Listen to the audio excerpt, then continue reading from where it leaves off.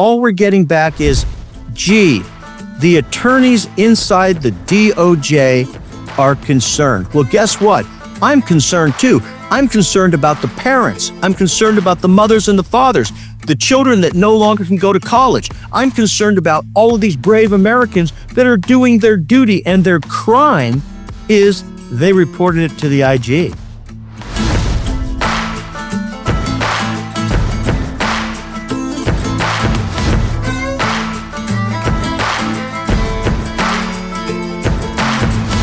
Welcome to this week's episode of Going Rogue with Lara Logan. We have something unusual today, something I don't normally do. We have two guests to discuss one issue. And the reason we're doing this is our one guest, Robert Mancini, is a whistleblower who has blown the whistle for many years on what he has witnessed and believes are major violations in election integrity software, in the software that is on the machines. There's a lot more to it than that. I'm simplifying it for sure.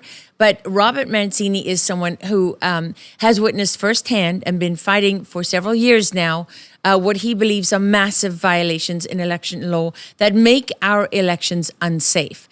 Why do we have a second guest? Well, with him is Dr. Timothy Schindler. Some of you may recognize him. He's been on the show before. And Dr. Schindler, for those of you who remember, is working with whistleblowers because he is very concerned about the failure to redress the grievances of American citizens that's been going on in this country for the last few administrations. The Trump administration was not responsible for this, but they do have the power to change it. And that is one of the reasons that we're doing this show. One of the reasons we're talking about this is that it relates directly to the midterms coming up. Of course, it relates to every election, but the one that's right in front of us, that's just a few months away, are the midterms. And what no sane person should want is elections where people can cheat. Now, it is completely astonishing to me that there is anyone left in this country that still argues that the machines do not provide you with 100 million different ways to cheat. Okay, yes, that is hyperbole. I'm exaggerating. The point is, the options for cheating with digital voting machines are limitless. Now, one of the things that we've talked about a lot publicly, or that has been discussed in the public arena, is that you can change the software on these machines. The pushback that you will hear when people raise this issue is, no, we have all these safeguards that are written in. Part of the problem is that most of us do not speak code. So the information, the programs are written in code that we do not speak. And then the tests that are provided for them are also written in code that we do not speak. And then guess what else is written into code? The results of those tests. And this spirals from there. You might be in a county that says, we don't have a problem with machines. We do hand counts, like my county, right? So I go to vote in the last election in the primaries, and I make a mistake. And man, that ballot is long. So when I take it up to the officials and they say, sorry, you can't correct the mistake, you got to do it again. But don't worry, if that's too much work for you, you can go over there to that machine and you can do it all electronically.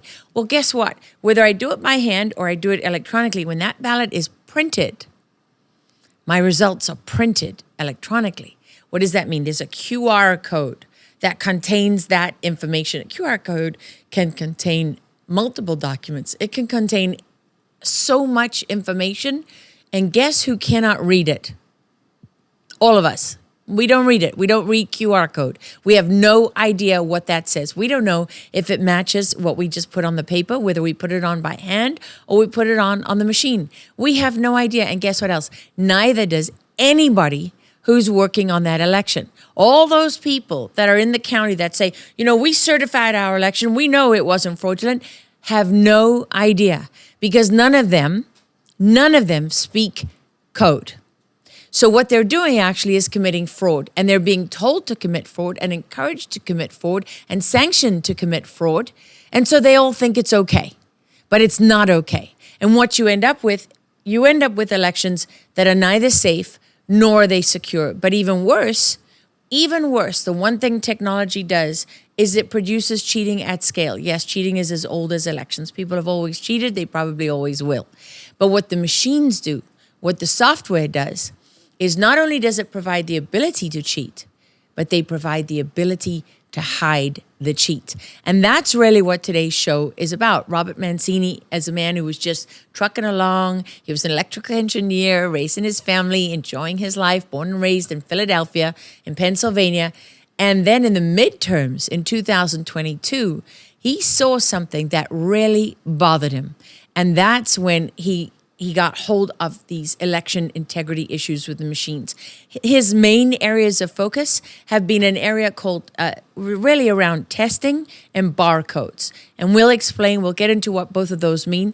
But essentially, hash testing on these machines is there. It's meant to be there to show that the election software, when it's written, so when the company, whether it's ES&S or Hot Civic or Dominion Voting Systems, whoever it happens to be, when the software is written, that what is put into those machines matches what was written. So you should be able to go to any voting machine, you should be able to run a hash test, and you should be able to look at the original software and it should match.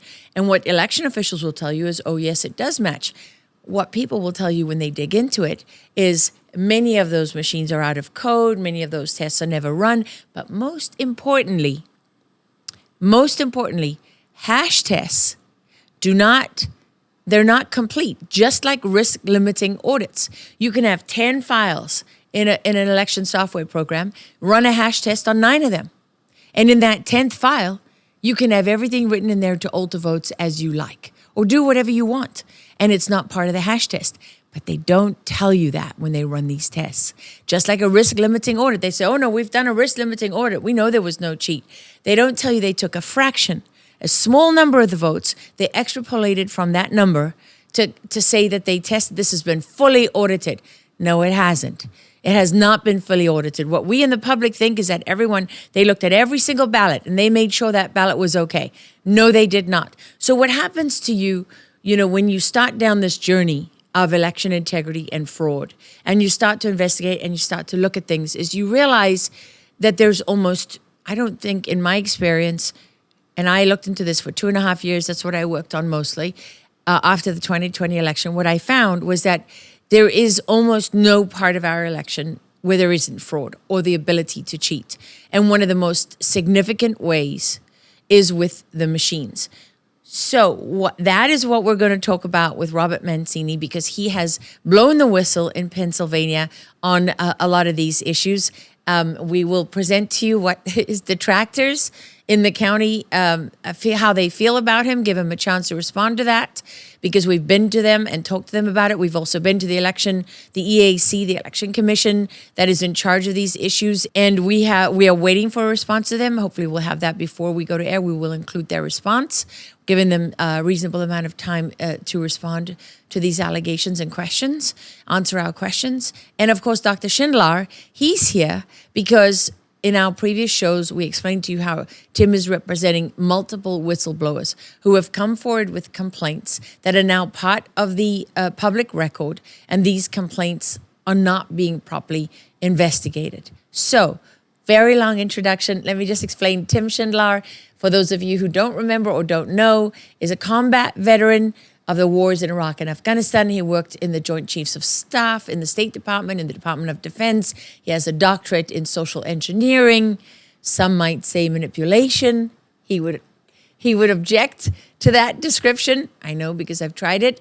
And Robert Mancini, just a father and a husband and a concerned American citizen who has made this his passion.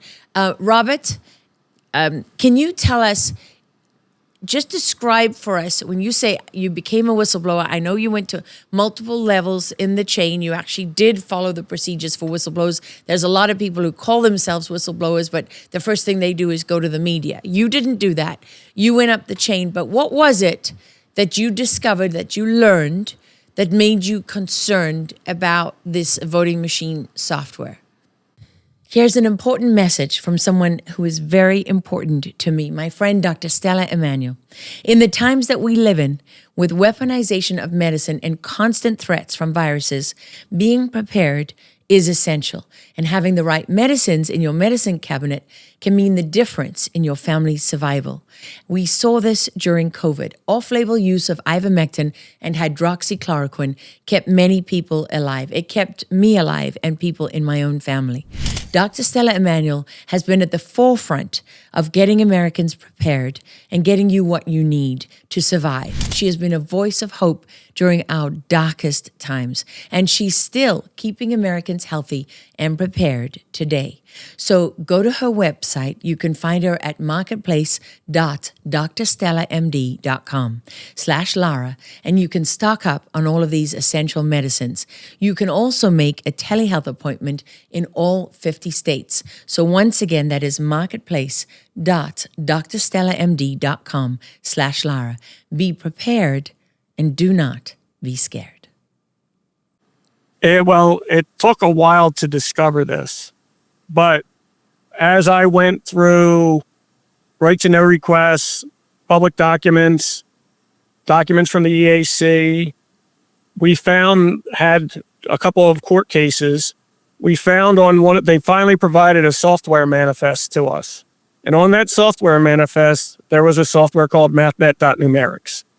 Now, election machines are considered critical infrastructure. Mm-hmm. So for you have a computer and you have virus software on there, and your virus software blacklists certain software. It looks for the digits in the code and won't allow those softwares on there. But for critical infrastructure, they have something called whitelists. Mm-hmm. Only certain software is allowed on the system, and if any other software is on the system, if somebody put it on there, and it's a big deal.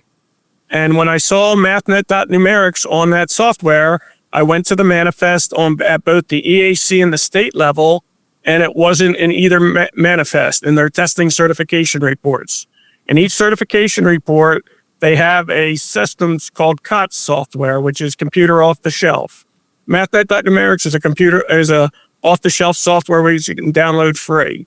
It was in neither of the state or the EAC certification report. Can you repeat the name of that software, please, just for people who are not familiar with it? Mathnet.numerics. Mathnet.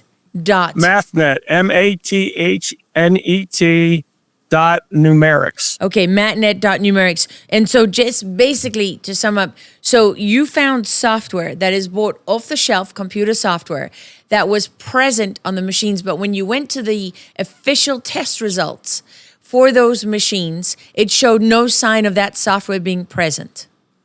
Correct. And I also searched the EAC website, and Mathnet did not come up in the search algorithm. So if they had ever saw the software, it would have come up with a result. And the EAC is the Election Assistance Commission, right? Correct. And they are the national body. They were put in by HAVA to make the standards for the electronic voting machines that we use across the country. And they were put into effect by HAVA, which is the Help America Vote Act, yes, which was the result of the Bush-Gore debacle in Florida.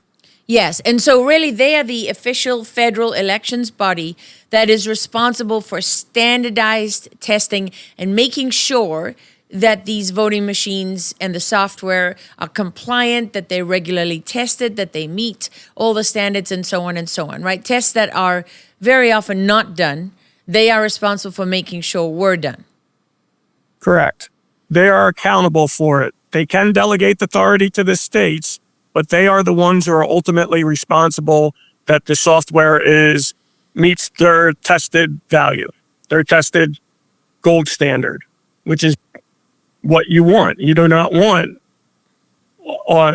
different versions of software going about. We've all had different versions of software on our machines, and it can create havoc. Well, it would be impossible to verify, right? Impossible if you had that. It is impossible for a citizen to verify because we're not allowed access to the machines. We are reliant on requesting documents from the officials, and they can give us whatever they want, or they can fight us in court, which they have with me every time I've made a document request. Mm-hmm. Well, that is one of the criticisms of you from, I believe it's officials in Allen County. They say that you are a serial frivolous lawsuit filer. which obviously is a reference to the fact that you've filed these lawsuits, tried to get attention to this issue, tried to get these documents, and you've been rebuffed in the courts, which is a familiar tale to all of us because we saw that in the wake of the 2020 election.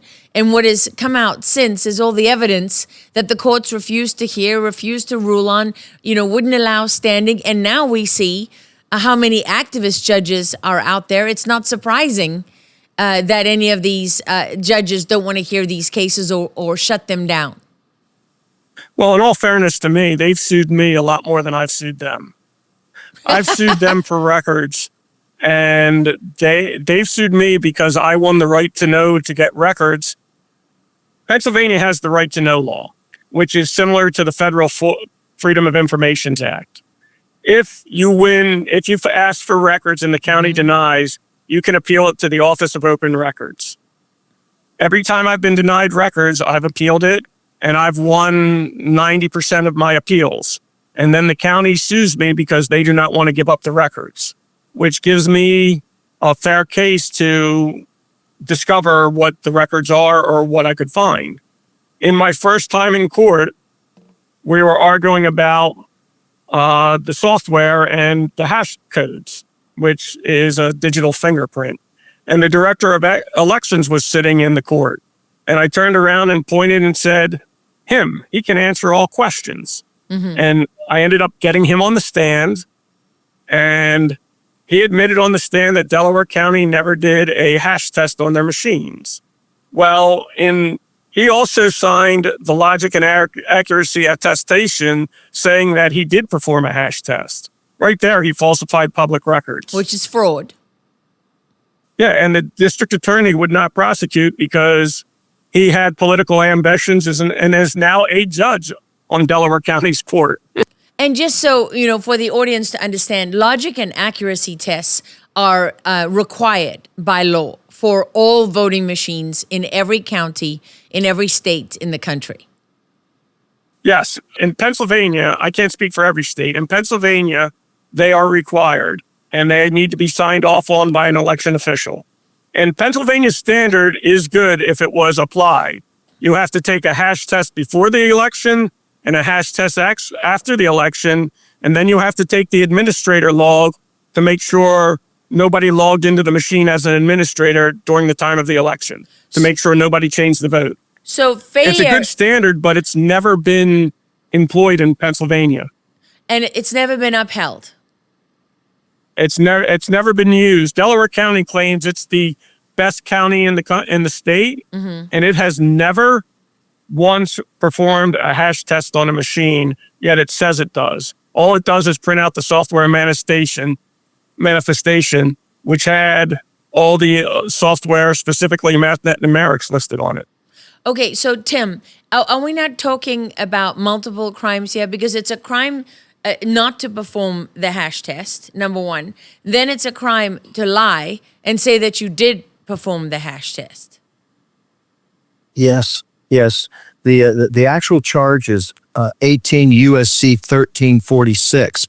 And people need to understand that if you take a federal paycheck, would apply to a state or a local, you have what we call theft of honest services. And so what Rob was doing was letting them know that there was a defined problem and they needed to take action. And they simply refused to give him the information. And then they turned around and said, he's just a pest. But what isn't really being told here is that the United States Election Assistance Commission is responsible for the software that goes into over 90,000 machines that are used in 3,143 counties across the country. It is a major, major safety violation.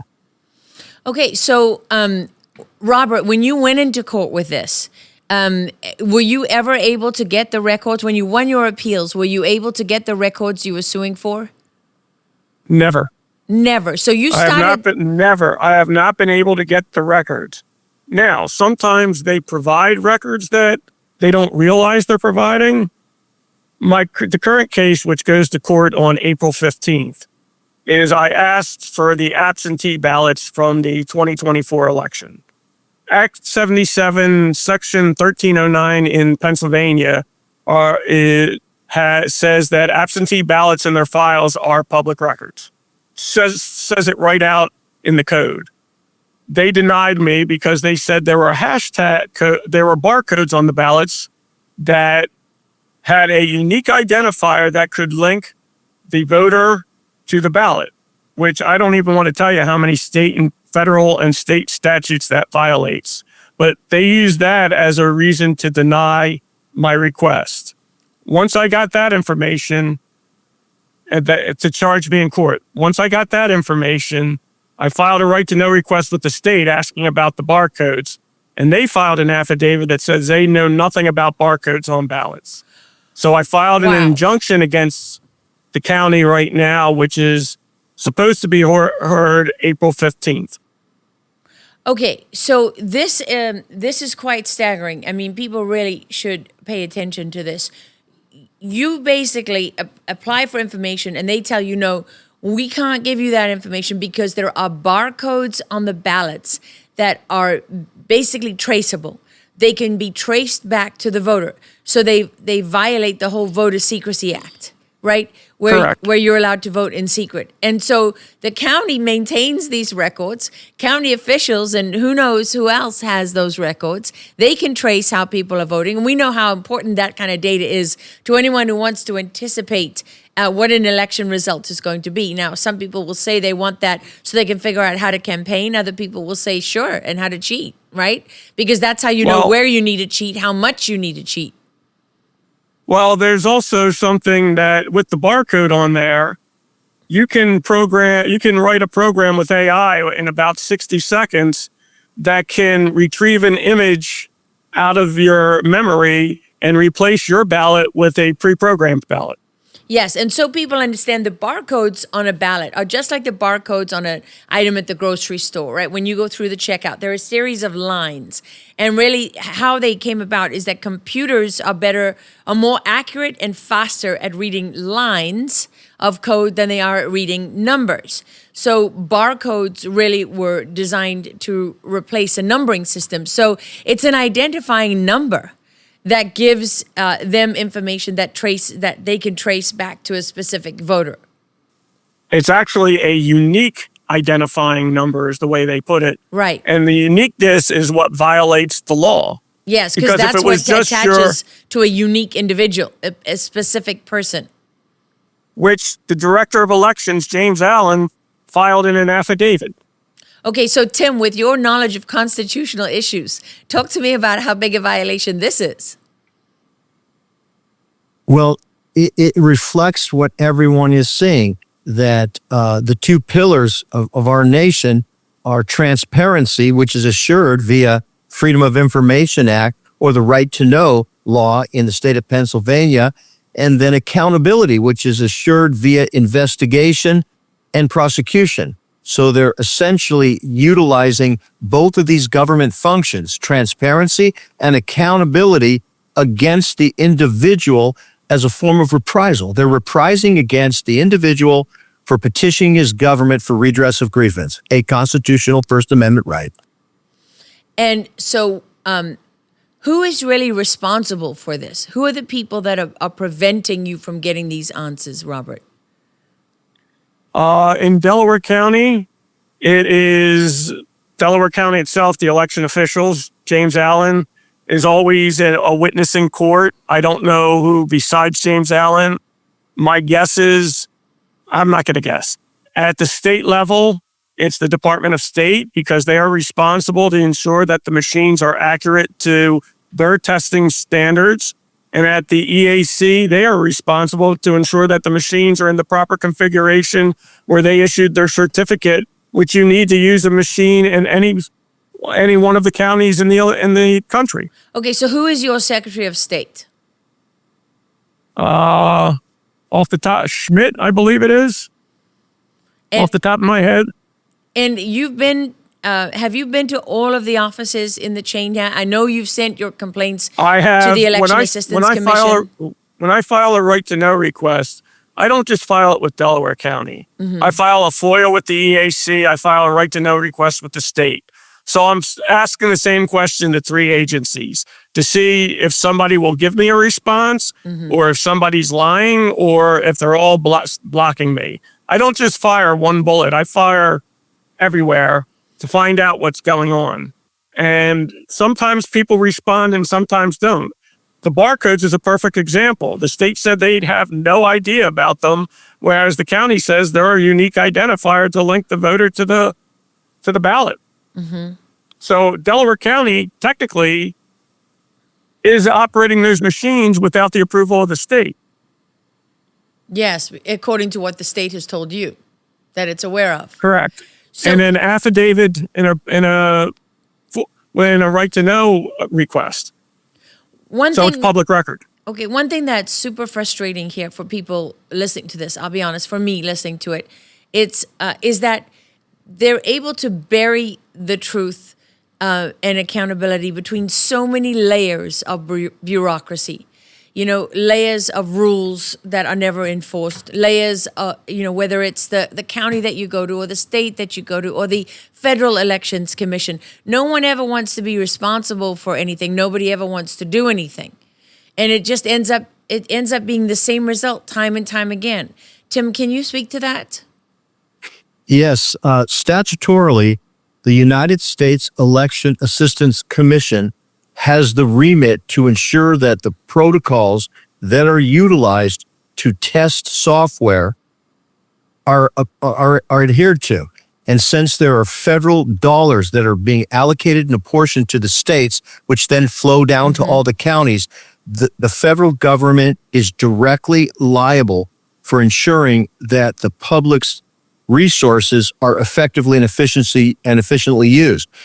Now, this is exactly what the problem is. The buck rests with the United States Election Assistance Commission by law, and it tells them they're responsible for the actual procedures that are being utilized to ensure the integrity of the software that is being used in 3,143 counties across the country.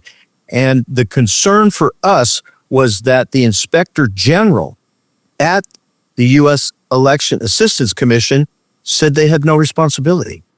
Okay, so can you explain that? What do you mean the Inspector General said they had no responsibility? When and how and who is that person?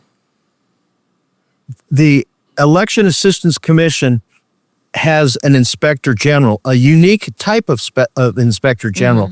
It's an Inspector General that is not presidentially selected nor Senate confirmed. It's referred to as a designated federal entity IG. In other words, the president cannot remove them. They can only be removed by the political appointees that are on top of the bureau, the board, or the commission that's there. And in this particular case, it was grievous because when they said that they had no responsibility for the programs and the operations of the entity to which assigned, Rob pointed out to me when we looked at this that there had been this investigation conducted inside the EAC that has something to do with misconduct of funds or whatnot, and that the head of the EAC had been removed by his own IG. And then the IG took his job, which means that the IG is ensuring. Now, what was interesting in the response where they said they didn't acknowledge that they had received federal whistleblower disclosures. They said, we received your message. And that's code for we don't have to do anything because we didn't receive a federal disclosure. He sent it 3 times. Okay, you need to explain that more because what you're saying, you didn't finish your one sentence there. You said which means, and then you didn't say what it meant. So what does it mean that the Inspector General, who is in charge really of policing the Election Assistance Commission, in charge of investigating all investigations, all complaints.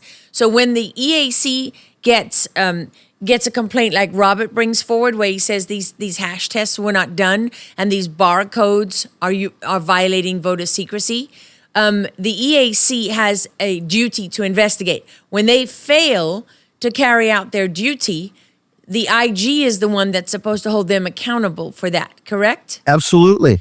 And how does the IG hold them accountable? How? Like they don't have subpoena power. They don't have criminal authority, do they? Oh, they do.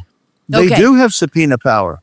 Okay, so yes. So he could have subpoenaed The guy, did he subpoena the head of the EAC? No. Okay, so what he did, No. though, was he fired him. He has the power to fire him? What happened was there are 4 political appointees, and they represent both Democrat and Republican, and they have been there well over the time in which they should have already been replaced. Who sit on But the they- Election Assistance Commission. That's what we're talking about, Yes. right? Okay, Yes. so how many people in total make up the EAC?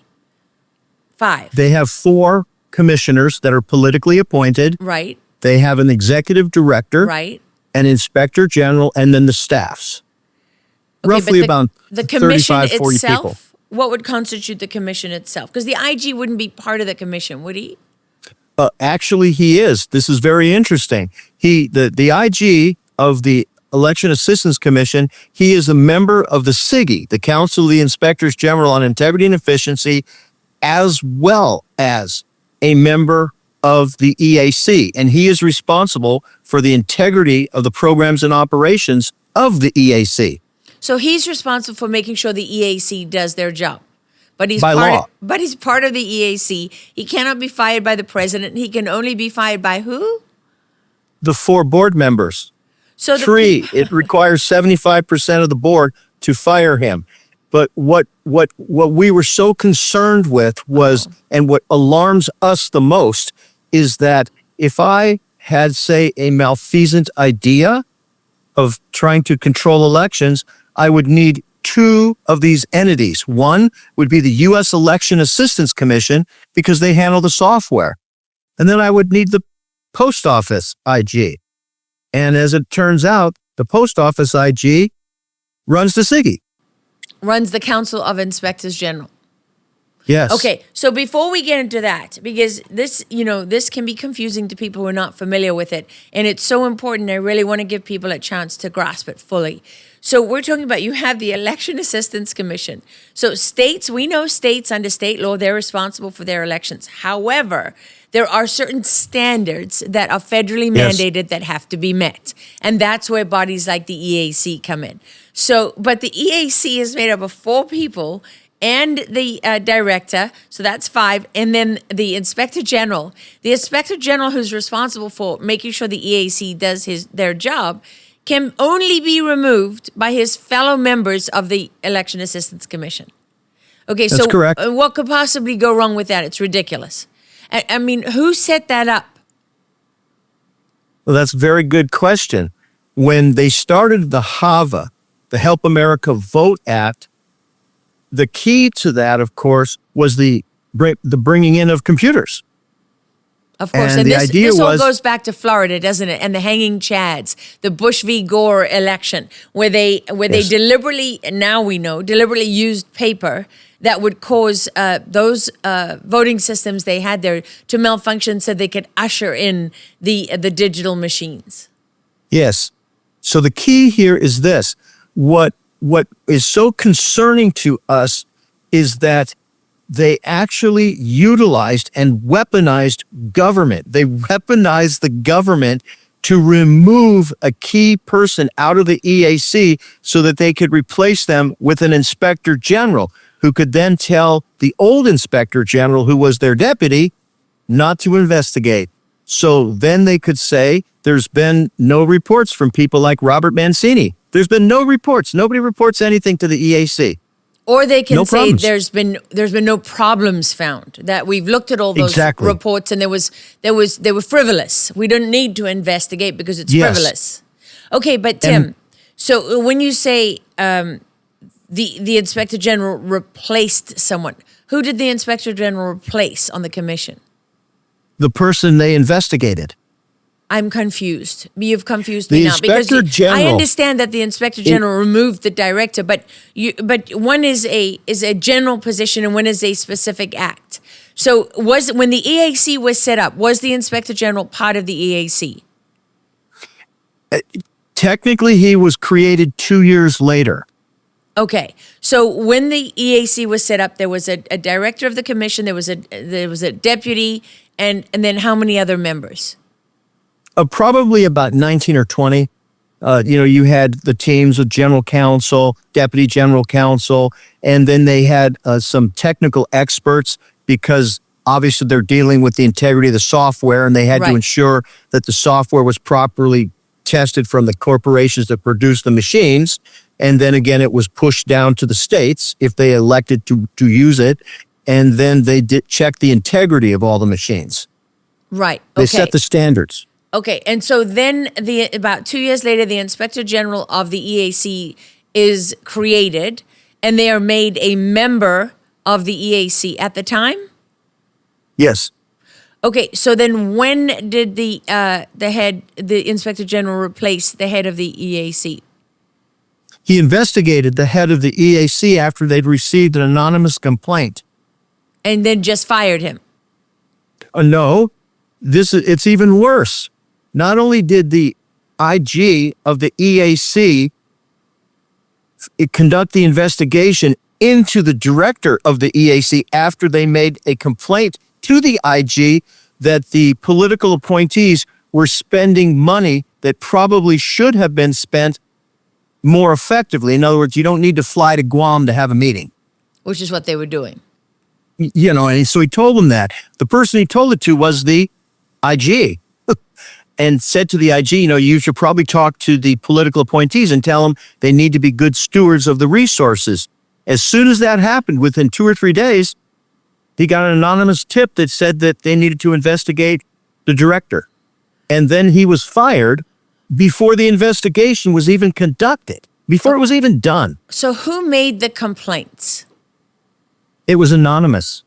Okay, so there were anonymous complaints made to whom? Inspector General of the EAC. Okay, so there were anonymous complaints made to the Inspector General of the Election Assistance Commission about the director of the Election Assistance Commission. And so the Inspector General then got rid of the director without investigating him, without carrying out an investigation. Well, actually, it's interesting. See, you would conduct the investigation first, and then if you substantiated the allegations of wrongdoing, you would give that to the 4 political commissioners, and then they might elect to, remove him from office. What the EAC IG did was she sent the actual investigation. She delegated out of the EAC to the chair of the SIGI. Okay, to the chair of the Council of Inspectors General. But what is your point here? I mean, this is very complicated and inside baseball. Oh, no. The IG can't take the job of the person they investigate. Okay. So who gave that person that job?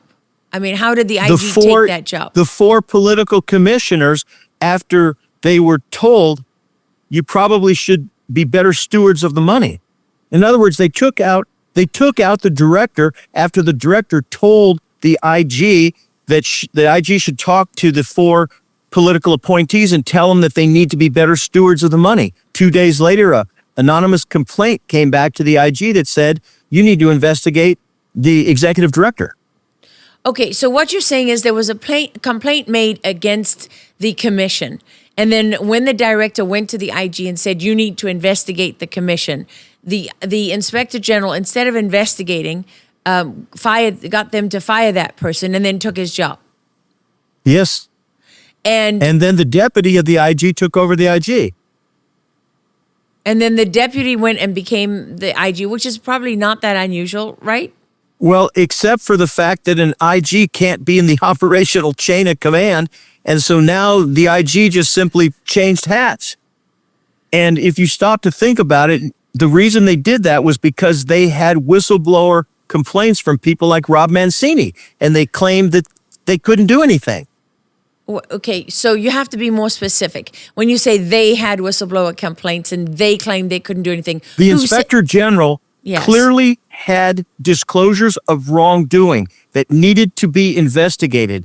Instead of investigating it, they simply removed the director who had complained to the IG that the 4 political appointees were wasting money. Okay, now you're bringing up complaints that Rob made, because those were anonymous complaints made. And then you're saying, in addition, you have the complaints that Rob, as a whistleblower, brought forward, right? Absolutely. And they simply said, we can't help you. Take it to your state. Okay, and Rob, you took those complaints to the state, and what happened? Never heard a word from them. Just nothing. They just ignored you. For They how long? ignored me. Let's see, I took those complaints in 2024. It's 2026, 2 years. And still nothing. Still nothing. Okay, but isn't your Secretary of State, these people that you're complaining to, are they not Republicans?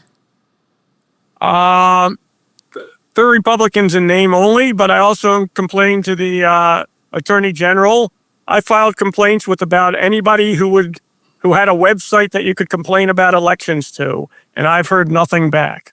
I filed complaints with the Department of Justice, with the FBI, with the Department of Homeland Security, and I have had not a single person contact me. All I get is the automatic email comply. This is your case number. So And in the state, and in the state of Pennsylvania, which makes it more problematic, is that the Attorney General is now the Inspector General. So the Inspector General would be investigating what they used to do as the Attorney General. Okay, so let's have names here, because these anonymous things, the hiding behind titles, hiding behind commissions, these don't help anybody. We need to know who is actually responsible. So who is the Inspector General now of the EAC? What is the name of the Inspector General?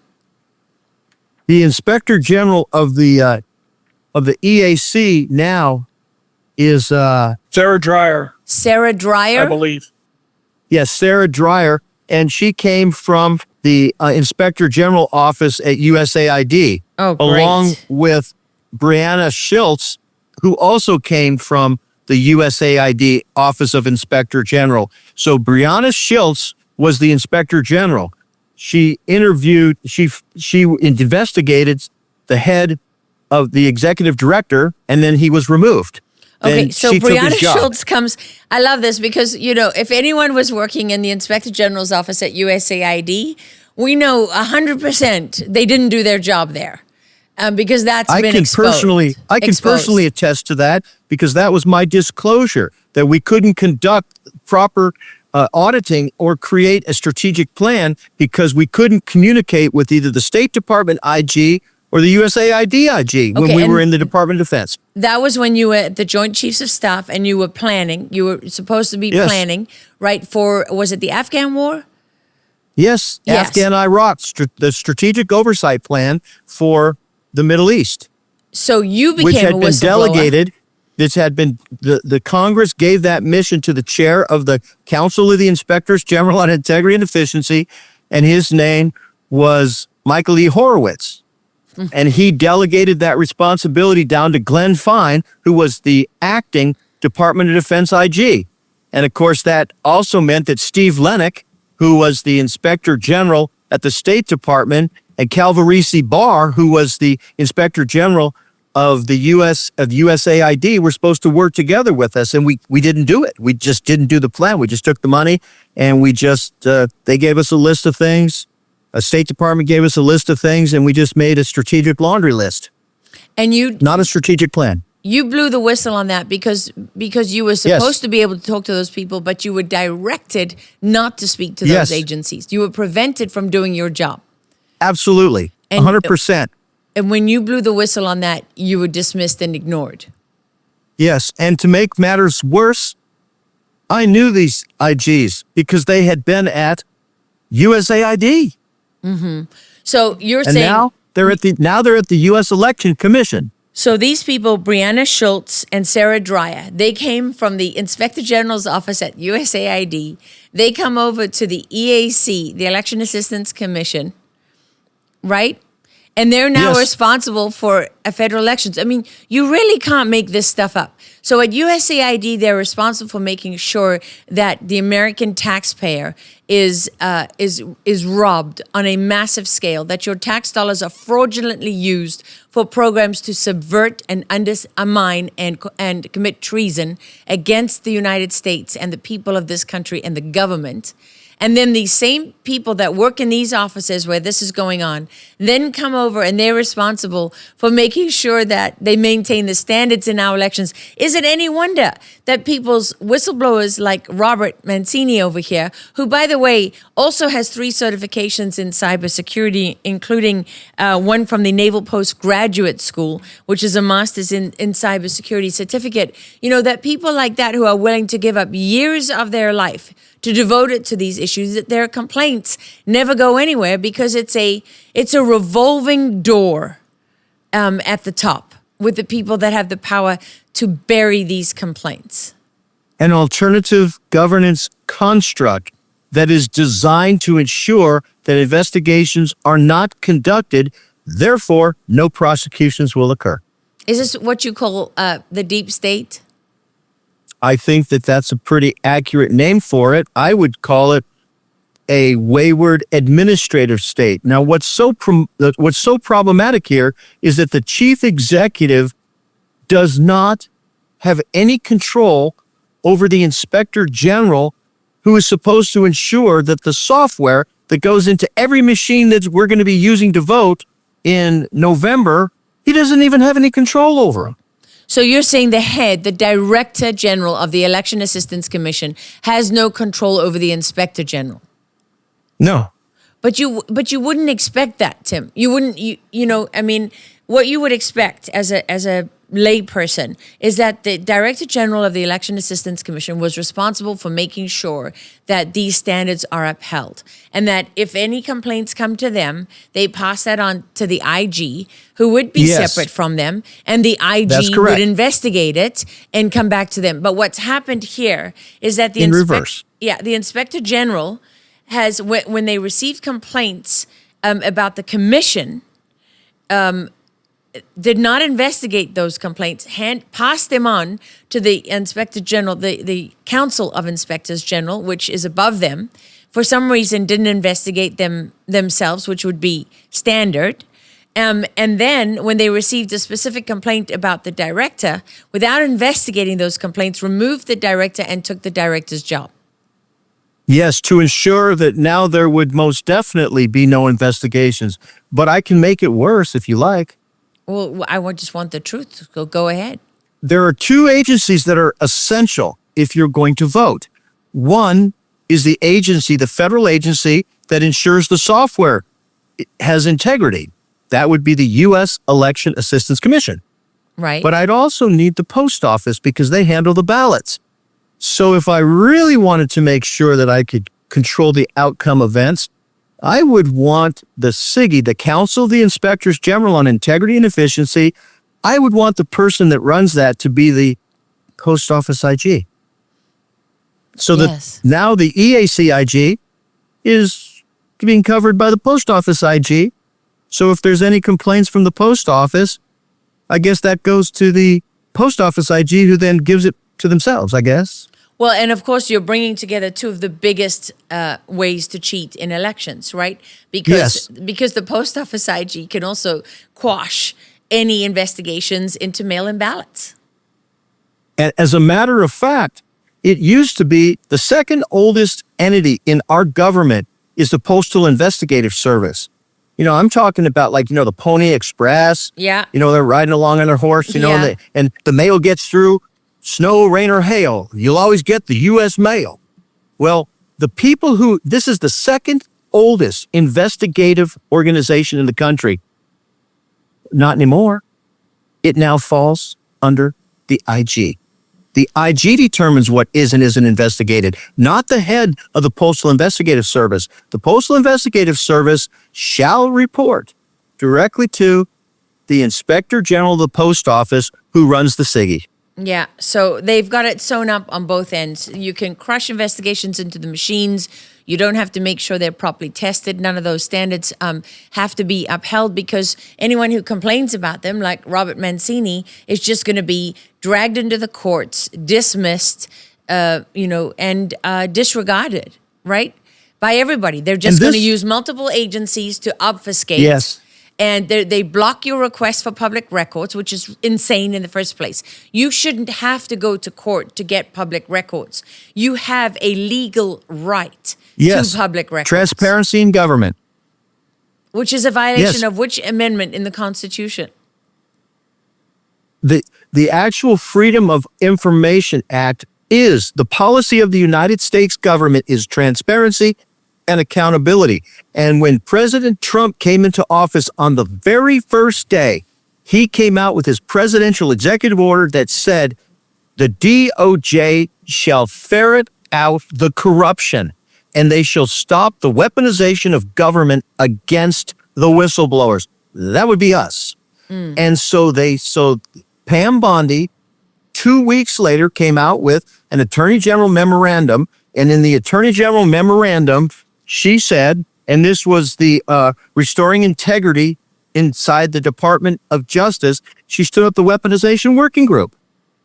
And she put Ed Martin in charge of the Weaponization Working Group at the same time that our federal lawsuit was sitting in the federal court, and they sent the assistant U.S. attorney over there and told the federal judge, we don't want to investigate. There's no reason to investigate the corruption that these people are reporting because it's us. Yes, the Department of Justice said it didn't want to investigate itself. Okay, who was that deputy U.S. attorney that stood up in the court and claimed to represent the U.S. attorney, Janine Pirro, who hadn't been appointed yet? Yes, his name was Christopher Hare.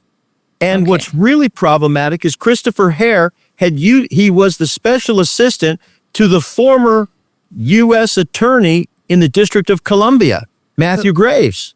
Oh, Matthew Graves, who was responsible for torturing over 1,500 American families over false January 6 prosecutions, targeted political persecutions. Yes, every one of those is a whistleblower, and all of those people are in our lawsuit. So at the same time that they stood up the Weaponization Working Group to stop the weaponization of our government against the whistleblowers, they sent an assistant U.S. attorney to a federal judge and told him, please, just cancel this case. Now, what's so problematic is this. The judge rightfully told the representative of the U.S. Department of Justice, you have 60 days. You need to investigate this.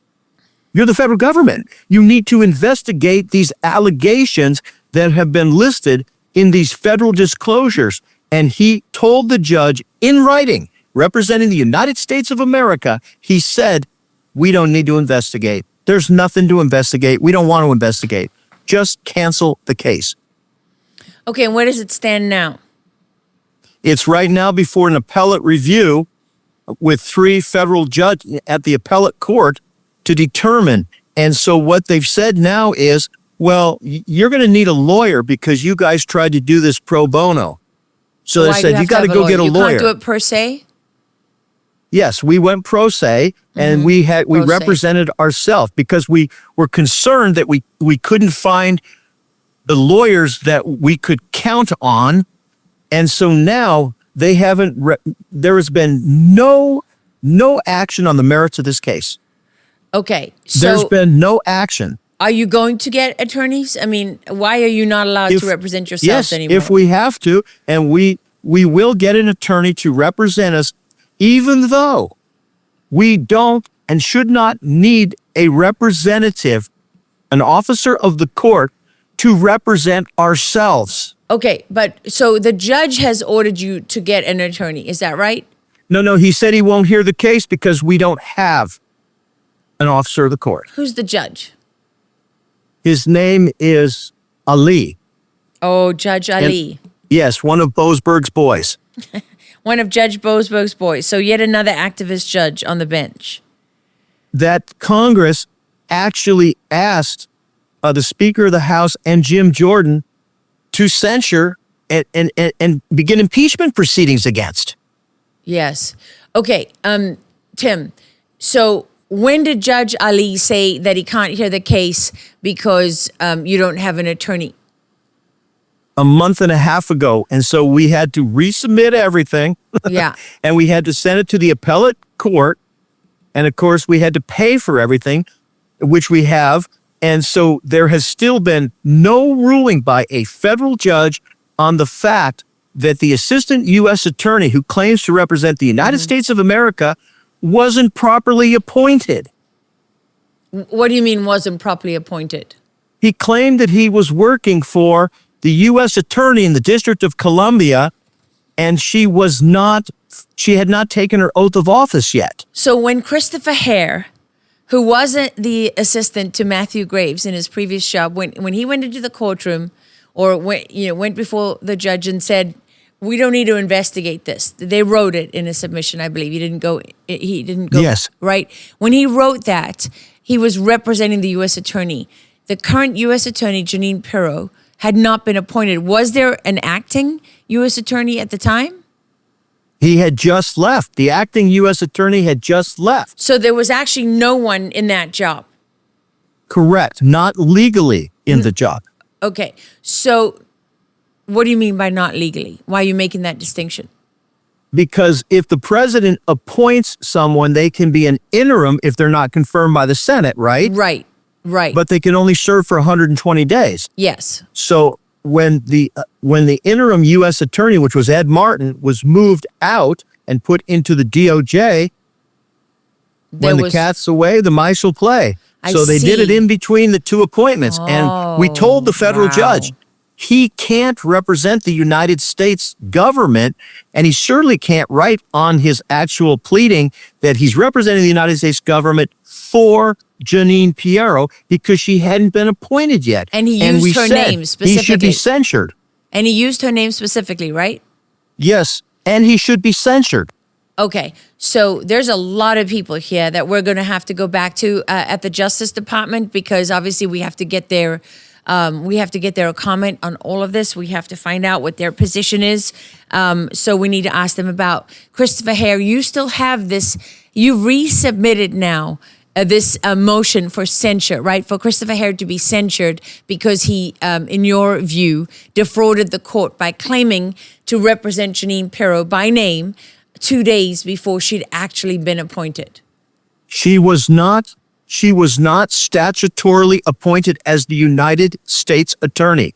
So he was saying he was operating for her. In other words, he was representing the United States attorney. And had she been named at that point? Is that what they would argue? She had been named, but she hadn't been sworn into office. So he didn't actually have the right to do that. So what we don't know That's is whether correct. Jeanine Pirro, in her capacity, actually knows what was done in her name, signed off on it. Exactly. All right. Okay. She has the right to know exactly what one of her underlings is doing. So she was denied the opportunity to see the gravity of the case because she, as a member of the Weaponization Working Group, would have intuitively said, wait a minute, this case is about the misconduct of U.S. attorneys. Okay, but have you tried to reach Jeanine Pirro? We have been unable at this point. But have you tried to? Yes. How? Calling the office and asking for an appointment. How many times have you called? I feel like I'm talking to my husband now when he says, I've been calling and calling. How many times? Okay, so you... I think twice, but then we've been put on hold and just, we're being blocked. Okay, and then have you written and asked for an appointment?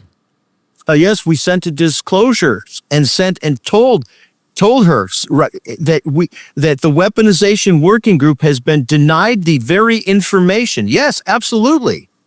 Okay, and have you had a response?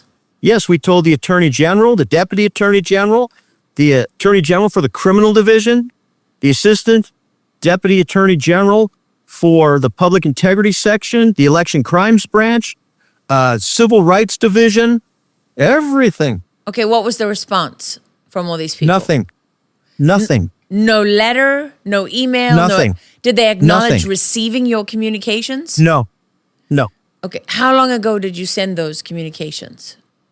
The middle of last year, and we just sent another one. How many have you sent? In total? Mm-hmm. Oh, I'd have to get you the number back because we've had multiple whistleblowers have petitioned their government over and over for redress of grievance.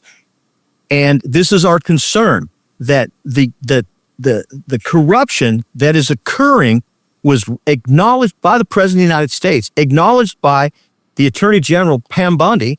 They stood up a Weaponization Working Group. At the same time, they were trying to stop the lawsuit that was placed on behalf of the American public, specifically addressing the misconduct of DOJ attorneys. And a DOJ attorney went over there and said, hey, we don't want you to do this, while the weaponization working group was reporting directly to the chief of staff, to the president. Robert, this is exactly what you're fighting against? Yes. It's exactly what I'm fighting against. This is weaponization of the federal government against the people.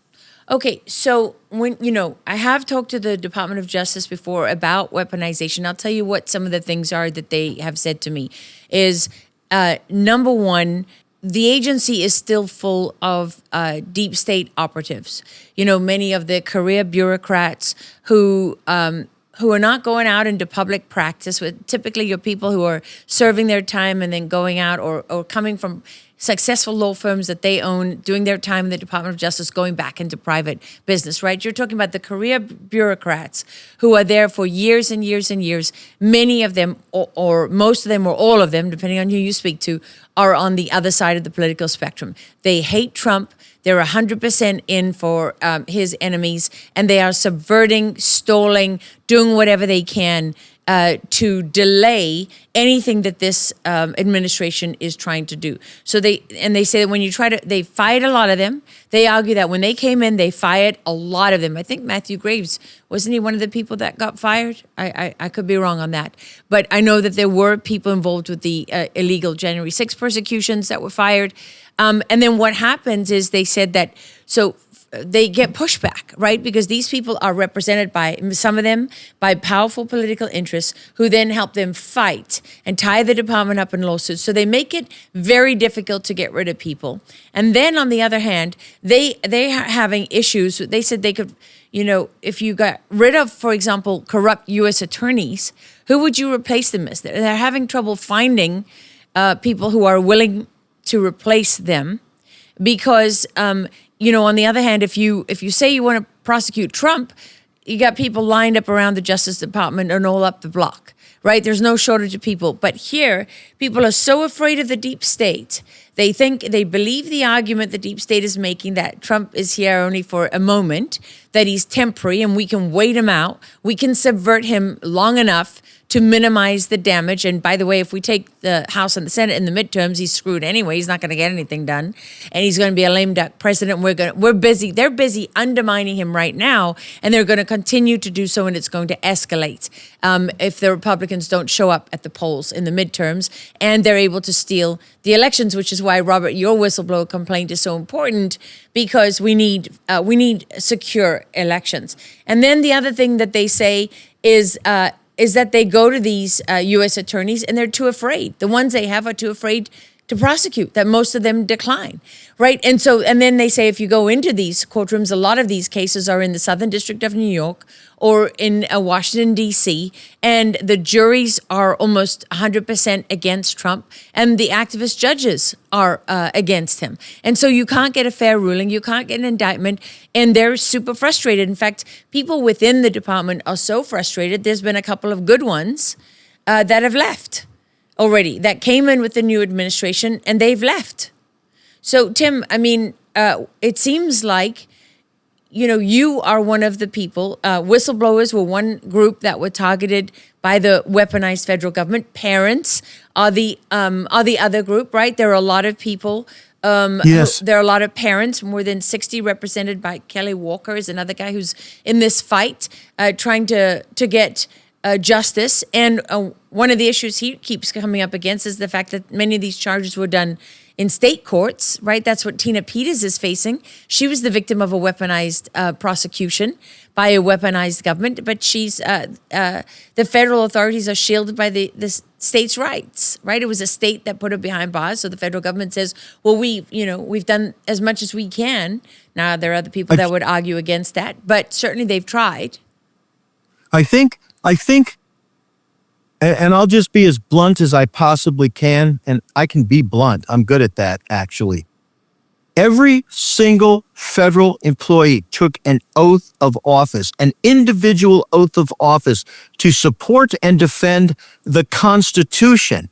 Now, every single whistleblower exercised their First Amendment right to petition their government and tell them that there was corruption. They're not political. The federal employees who are removed from office for reporting corruption, they're not political. I don't even know what Rob's personal feelings are about whatever, but I do know this, that when they weaponize government literally to ensure that no investigations are done, and then they stack the deck to ensure that they can have whatever outcomes they want, the victims here are the American people.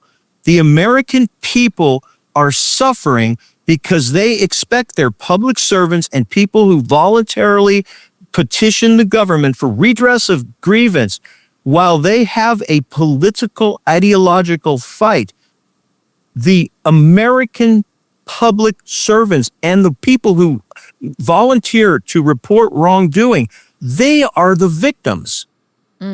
So I'm not worried about a U.S. attorney that's worried about doing his job because, quite frankly, all I can say is this, Lara. As a military guy, I can promise you this. I did arduous public service. That's not just a paper cut. Bob got a paper cut, give him a medal. No, this is real arduous public service, like a fireman, like an ambulance driver, like a policeman. Well, this is arduous public service. I can do arduous public service with all my brothers and sisters. Rob Mancini can do it. And we have hundreds of people doing the right thing. And all we're getting back is, gee, the attorneys inside the DOJ are concerned. Well, guess what? I'm concerned too. I'm concerned about the parents. I'm concerned about the mothers and the fathers, the children that no longer can go to college. I'm concerned about all of these brave Americans that are doing their duty, and their crime is they reported it to the IG that doesn't do investigations. I do know from talking to the DOJ that the weaponization working group is working on 7 different areas of weaponization of the government, and that there are reports that are coming. Now, for a lot of people, it's more than a year. That is very slow. We also know that Ed Martin is no longer part of the weaponization working group. I've heard other reports that I'm still trying to substantiate, but I've heard it a lot, that they're having budget issues and staffing issues. And when you look at who controls budget and staffing at the Department of Justice, that was all consolidated under a Biden appointee, and she's still there at the Department of Justice. So she's in a position, if she so chooses, to make their lives difficult. Certainly, what we can say is that it's been more than a year, and no one has been charged. There have been people who've been fired from the DOJ, but no one has been criminally prosecuted. And we asked, Laura, we actually sent a disclosure to the Department of Justice and said, before you decide to just fire somebody, you need to give them their rights. They're public servants. They should be put on administrative leave, just like they're supposed to be, and then they're supposed to investigate them. And if they are found to have violated the law, they should be prosecuted, not let go. So this was just lawyers taking care of lawyers. So how has this impacted you, Robert? Every day there's stress. But they basically violated my civil rights. And how do you quantify violating my civil rights? How do you quantify it? How do you quantify being discriminated against because of the color of your skin? How do you quantify being treated differently than everybody else? That's what the Civil Rights Act is all about. And they're violating my civil rights now by being able to read my ballot. It's bad. It's really bad. And it's scary, like waking up in a country where a policeman could knock at your door and arrest you. It scares my wife. It scares my children.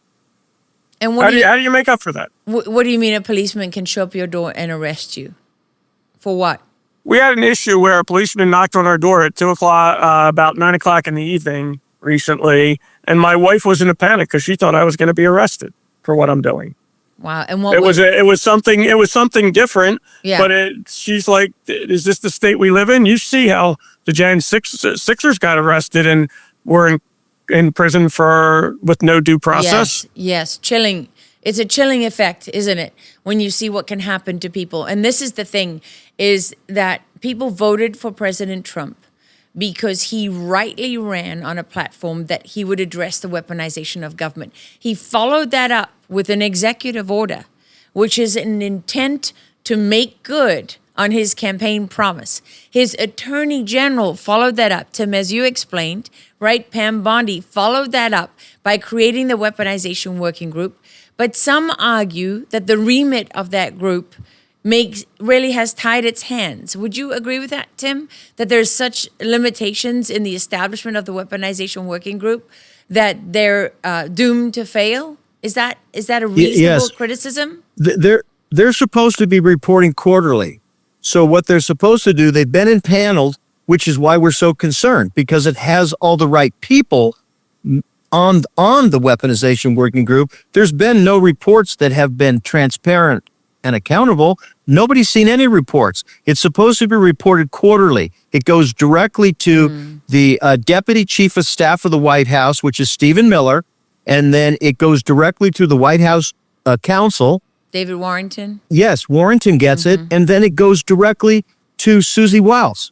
And that's supposed to be quarterly, and it's supposed to be transparent. So we are concerned, gravely concerned, because the weaponization of the government against the whistleblowers is one of the 7. Yes. And while they're having meetings, deputy assistant U.S. attorneys who say they're working for Pam Bondi are going to federal judges and saying, yeah, we really don't want you to let that out because it involves our misconduct. So you're representing whistleblowers who have produced evidence that they want investigated of issues within the federal government. So you've got federal whistleblowers, and these are now government records, right? These are public records. Anybody can look this up. A federal disclosure is a legal document. It says who, what, when, where, why, and how. And since it's an official federal government document, Rob Mancini signs his name to it. And he says, to the best of my knowledge, this is true. Is that not correct, Rob? That is correct. So here we have a regular man trying to do his duty who says, I am willing to stand behind what I say in front of the United States of America, the Attorney General of the United States. I firmly believe this. And they give the dates, the times, the places, and the very attorneys inside the Department of Justice that are wringing their hands because they can't quite do their duty. My concern and the overarching concern that we have is what happens when the United States military says, gee, I don't know if I can just do my duty today. I mean, I took an oath of office. I said I'd stand tall. I said that I would do my duty to protect the Constitution. The question ultimately is this: who is protecting us? Yes. We are the people. So let's talk about the Election Assistance Commission. What is the term limit? Like, isn't there a limited amount of time? Yes, 2 years and 4 years. They haven't been replaced. Some of them have been there over 9 years. So some of the members of the EAC have been in place for more than 9 years. Yes. So they were appointed under Obama, were there through Trump's first term, were through the theft of the 2020 election, who stood by the way, when this was described as the most secure election in history, and they're still there. Yes. And now the IG is running the place day to day. Okay, so now when you say the IG is running the place, the IG now is David Day. What happened to the two ladies from USAID? One of them became the executive director after she conducted the investigation into the former executive director. That was Sarah Dreyer, right? Yes. So Sarah Dreyer got promoted. And quite frankly, I mean, I'm just saying this. You can't do this. They were directly impacted, and there was a quid pro quo. They got money. They got money by taking out the executive director. How do you know that? And how much money did they get? Because their jobs pay more money. So you mean by the job of the executive director of the EAC is a higher paying job than the IG's job that she had before? Yes, and the deputy IG and the general counsel. So before this all happened, they promoted the general counsel 3 days. They made him the general counsel just before they decided to fire the executive director of the EAC. And then everybody got promoted. Everybody just got promoted up. And to make matters worse, the general counsel knows he can't do this. It's a conflict of interest. The IG knows it's a conflict of Who's the interest. general The counsel? deputy IG knows it's a conflict of interest. Who's the general counsel? The general counsel's name is Camden Keller. Camden Keller. So between Camden Keller and Brianna Schultz and Sarah Dreyer at the EAC. They've locked up the control of the EAC. So and we know that there's a problem because when they responded to Rob Mancini and they said, "We've got your message," not a federal disclosure that demands investigation, but a message. Rob, we got your message. That tells me that Rob's not the only person that's ever filed a disclosure with them. Why? How does it tell you that? Because they said, "We can't help you, just go to your state." How can they say they can't help? I mean, what are they hiding behind? Is it the fact that states run their own elections? Well, see, that's the key.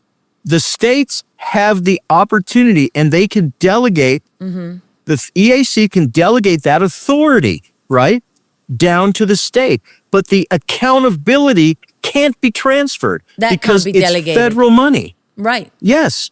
Okay. And so when Rob tells them that no, and he told them point blank, you cannot transfer your accountability to the state.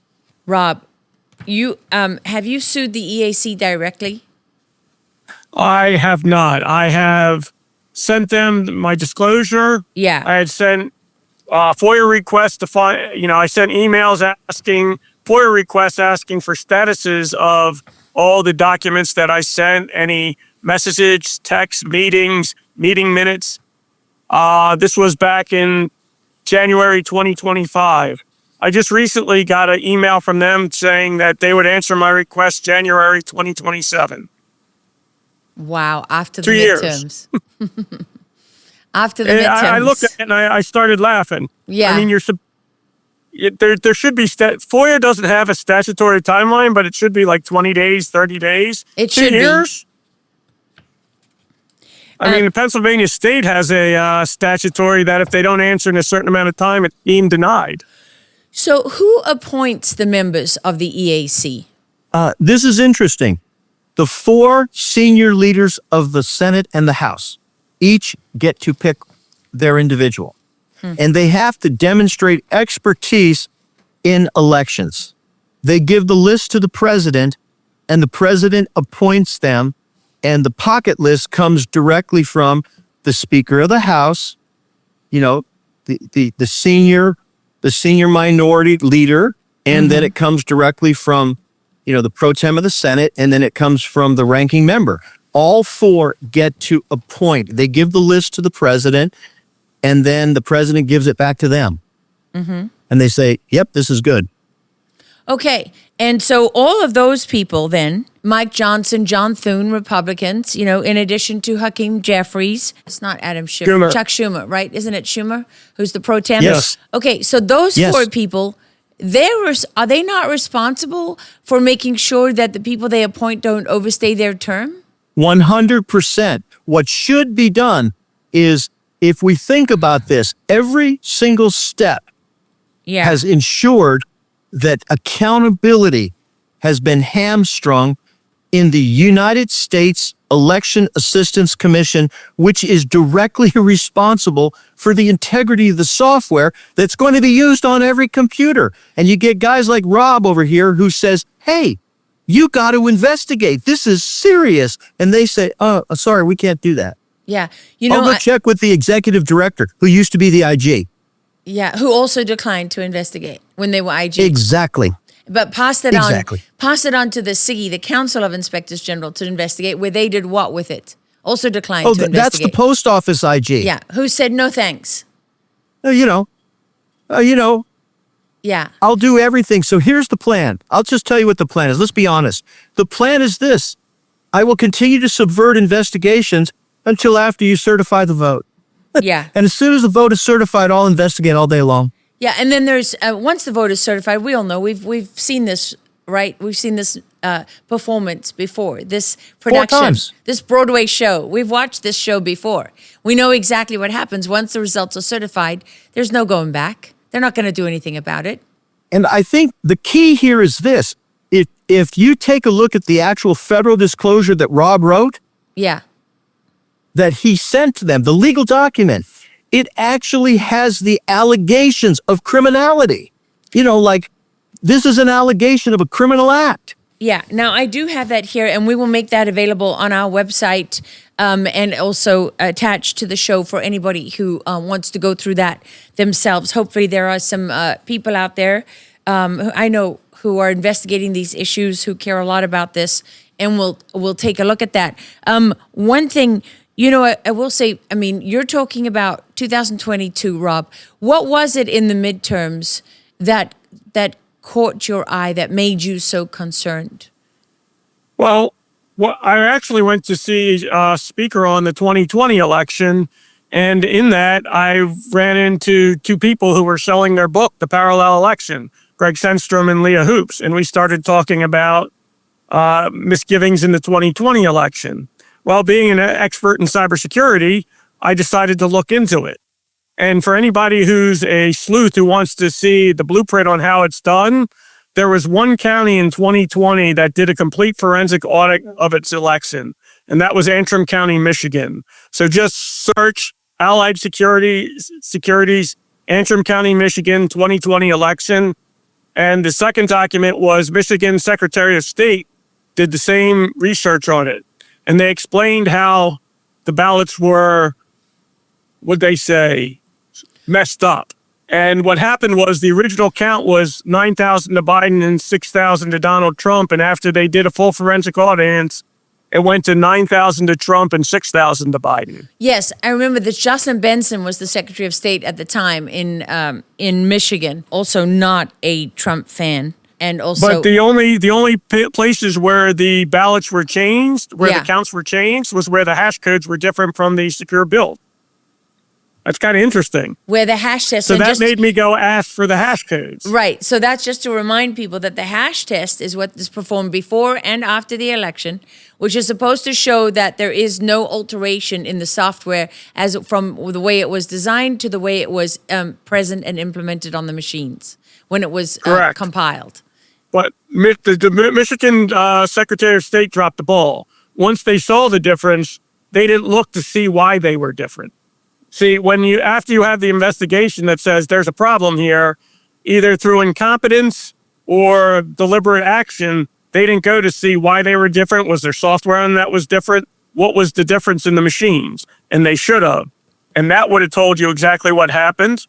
And if they had pulled the administrator log to see what was different in the machines, they could have found out who placed the improper software on the machines. If they wanted to, if it wasn't by design, right? This is definitely by design, because the reason for the Inspector General by law is to ensure that the programs and the operations of the agency, the Bureau, the board, and the commission are properly enforced. It's a statutory duty. So if they refuse to perform their duty, that tells us one thing. They've abrogated their responsibility under the Constitution. They took an oath of office. They are giving vast amounts of power. And this is something that we have to come together, because the constitutionality argument is this. We have literally turned over the investigative ability of the federal government to one individual who can decide not to do their job. I want that job. I want a job where I can... That one individual, you mean the Inspector General? Yes, the Inspector General can literally, by law, say, I don't want to do it. Okay, important question here. What power does the president have to intervene here? That this one is easy. The president at this point should remove everyone from the United States Assistance Commission, and they should be put into administrative leave status and immediately investigated for crimes against the American public. So that's the important thing here, is that they can be put on administrative leave, because when they get fired, what they do is they use the lawfare, they use the activist judges and all the politically funded lawsuits. Yes, you don't have to do that. Go on administrative leave. And then they will conduct investigation. Okay, then who runs the EAC when they're not there? Well, I think we're going to have a serious conversation on whether we can effect the repairs necessary, or we're just going to have to vote without the machines, I guess. I don't know. Well, I don't know. You're being coy, Tim. I mean, I'm just saying. I can give you, I've looked at many machines on the test plans and the certification results, and you could easily pull half the certifications on the machines because they didn't perform the proper error rate test, which is federal statute 21081A5 error rates. They're supposed to test 1.5 million in some ballots or ballot positions is what they call. And most of the machines did it by software. They didn't do it by hard ballot counts. And if they had passed the SAVE Act instead of sitting on it for a year while they complained that there is a old 109-year Senate rule that says, man, if it's the budget, you only need 51 senators. If you're going to vote for Supreme Court justice, you only need 51 senators. If you want to give an inspector general a lifetime appointment, 51. But if you want to ensure the integrity of the entire voting for this nation, we can't even talk about it until you have 60 senators that say it's okay.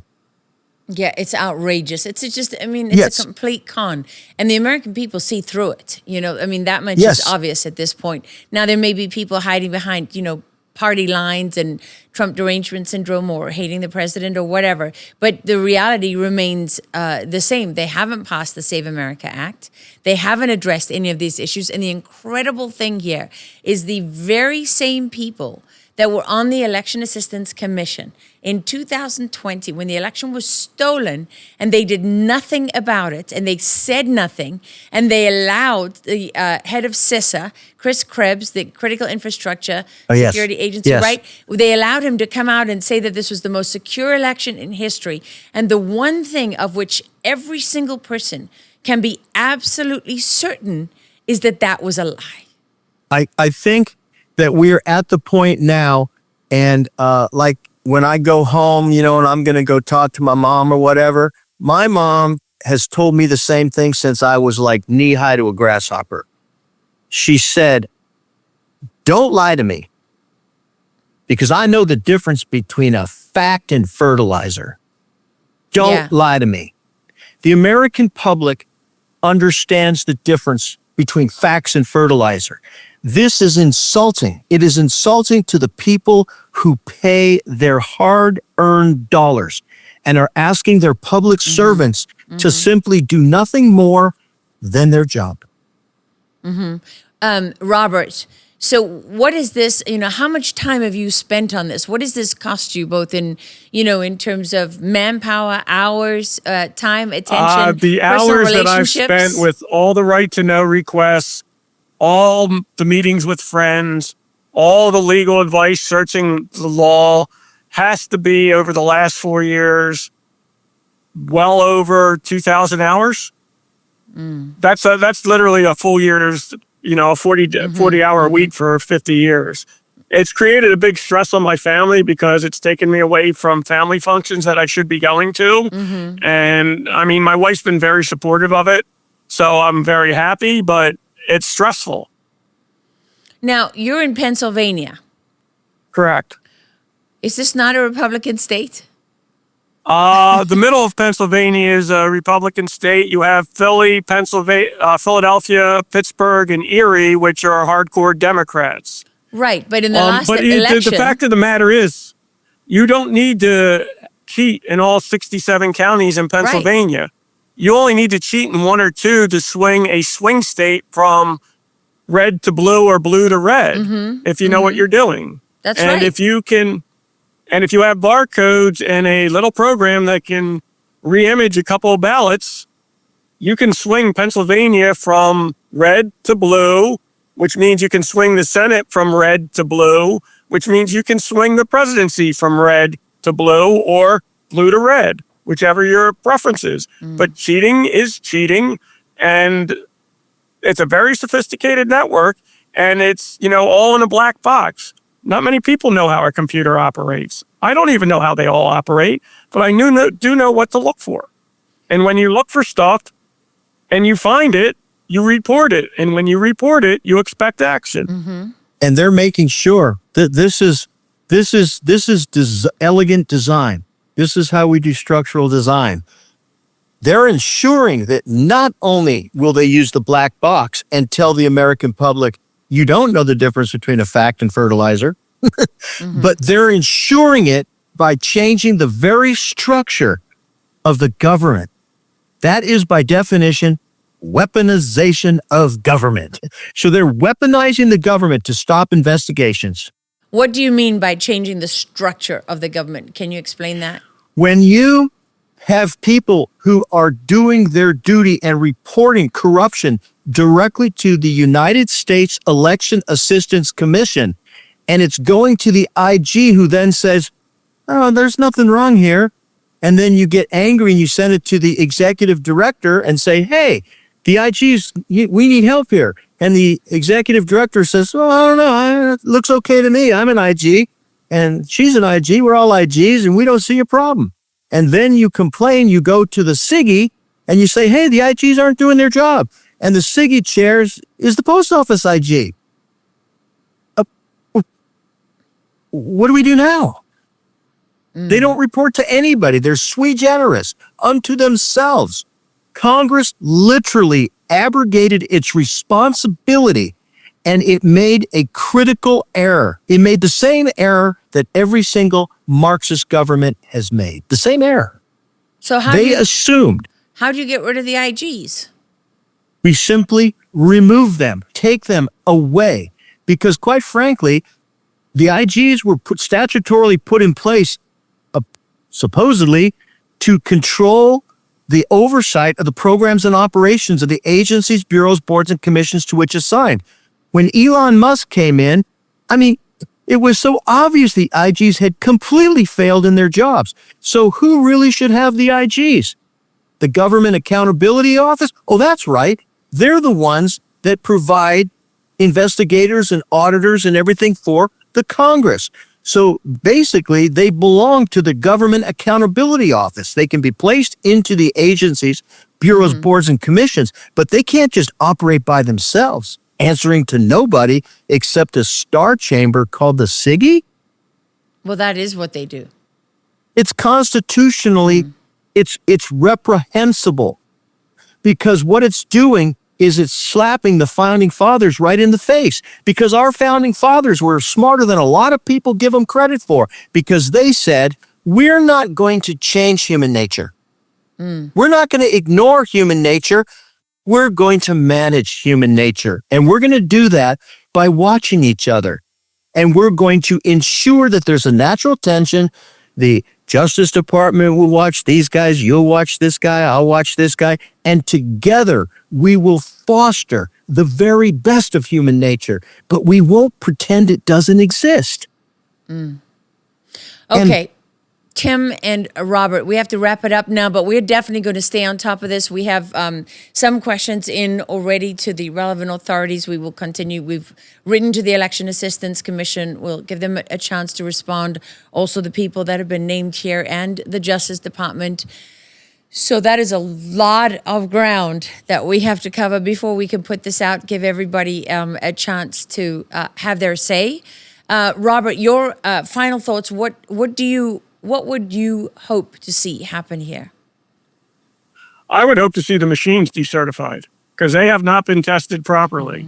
If they're going to be used, I will have zero confidence in the election, because with illicit software, specifically in Pennsylvania, nobody is doing the logic and accuracy test the way it's supposed to be done.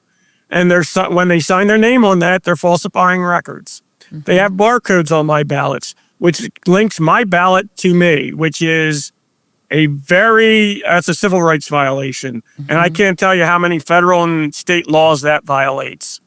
So get rid of the machines, just decertify them. And the EAC could very easily pull the certificate on every machine and make the election paper ballots. Yeah, they don't want to do that. They have the authority to do that. They don't want to do that, right? They've demonstrated they don't want to do that. I can't say that they don't want to do that, but they haven't done that. Mm-hmm. But I would like you to, how long do you think it would take a machine to count 1.5 million ballots? How long? A long time. Mm-hmm. And it counts it at 1 a second. The scanners can only go for 3,000 ballots before you need new scanners. And if you look at some of the tests, you wonder how they ran these tests. Mm. Don't some of the machines also test themselves? Hash tests are built into some of the programs. I mean, what could possibly go wrong with that? Just says, yes, I work. It's outrageous. It's outrageous. And then the worst part is, the most egregious part for me is that when you object, when you do what you've done, Robert, and you actually devote all that time and you give up everything to fight this, these people whose job is not to defend, what are they doing? What is the Secretary of State's office doing? What are these county officials doing? It's not your job to fight for a small number of computer companies, election software people who own these machines. It's not your job to fight and defend them. It's your job to defend the American people and uphold your oath of office. Maybe they're looking at their political future and hoping that, if I can pull this off, they'll pay me back later on in my life. Yeah, you scratch my back, I'll scratch yours. I bet there's some of that going on for sure. It would make sense. Tim, your final thoughts. The American people deserve better. We were told, our chief executive said, I'm going to root out the corruption. The Attorney General of the United States of America put out her memorandum, and she failed to do it. And the Weaponization Working Group is not performing its duty. The American public deserve the kind of government that it elected. We want a good government, and we cannot stand by while they continue to abuse people for exercising their First Amendment right to ask the government to fix itself. Mm-hmm. Well, I always say, you have to, as a journalist, I have to be conscious of what I don't know. I do know the Justice Department Weaponization Working Group is working on 7 reports. It doesn't meet the reporting deadlines publicly. I don't know if reports are being sent internally to the Chief of Staff, and the Deputy Chief of Staff and so on, as required by the Weaponization Working Group set up by the rules. We will certainly ask and try to find out. But at the same time, what we are looking at is the midterms are coming up fast and furious. And so far, I know that there's work at the Justice Department to change how the FACE Act is implemented and how certain things are done to try to protect the American people. So I know that there are things that are being done within the Justice Department, but the frustration that hopefully will be heard loud and clear is that the very same people who weaponized the government many of them are still in positions of power, the same people like at the EAC who oversaw the theft of the 2020 election and the corruption of our election systems. They're still in positions of power, and no one has yet been held accountable in a criminal sense for breaking any laws, and many of those people haven't even lost their jobs. And the whistleblowers they've given up everything, their children's future. Some of them, their marriages, their lives, and their crime is they executed their duty. Mm-hmm. And it's whistleblowers, it's parents who were targeted as terrorists. It is January 6th defendants who stood up when they saw election theft and went to the Capitol to be the voice of the American people. I mean, it is people from all across the country. It's mothers like Shayna Gaviola, who pulled her child out of school in California because he was being transitioned without her knowledge and against her will, and sent him to a Christian boarding school in another state and was charged with child trafficking. I mean, it's outrageous. It is outrageous what has been done to the American people by the previous administration and previous administrations who are pushing these policies. And it is unfortunate that this Justice Department, this president inherited a catastrophic mess. But it is my view that unless people are held accountable and quickly, because we do not have as much time as many people seem to think, if they're not held accountable, there is nothing to prevent these people from continuing what they have done and resuming business as usual the moment they can. We know they're still subverting the current administration. That we see the tactics. It's subvert and stole, while preparing prosecutions of their own, by the way. That's the part that we shouldn't leave out here, because whistleblowers, brave whistleblowers like you, Robert Mancini, and you, Dr. Timothy Schindler, right? Whistleblowers like you, journalists like myself, people who speak up, who stand up, and who are willing to call people out, we're going to be the first ones they take down. And we know it. Yes. And I think, Lara, it's also very important to remember this. The number one whistleblower in this country, the number one whistleblower is the chief executive. He's the one that is calling this out. So he needs to rally his troops. That's us behind him. Yes. And we're tired of waiting. There is no more waiting. No more, you can violate civil rights. You can do whatever you want and walk away. No.